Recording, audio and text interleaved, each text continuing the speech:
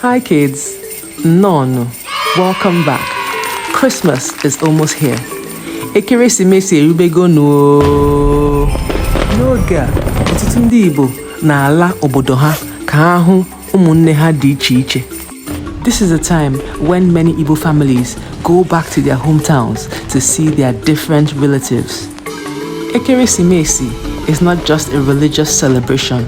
Ọ bụkwa ngwụcha afọ, the end of the calendar year. So, ndị Igbo na-eme mmemme dị iche iche n'oge a. Many fun celebrations happen during the season. N'oge a, ụzọ na-ekwo ekwo, so many cars on the road.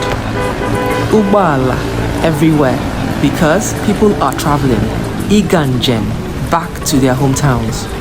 So, today, our key Igbo words are Ekeresimesi, Christmas, obodo, hometown, ụgbọala, car, ịga njem, traveling, ụzọ, road, akpati, luggages or suitcases.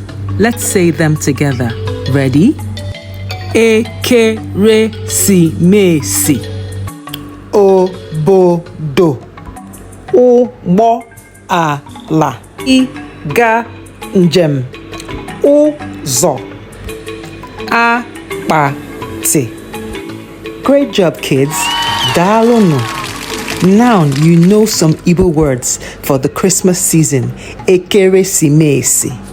Let's keep learning Igbo, one fun word at a time. Ka ọ dị na ụmụaka. Ngwa bye.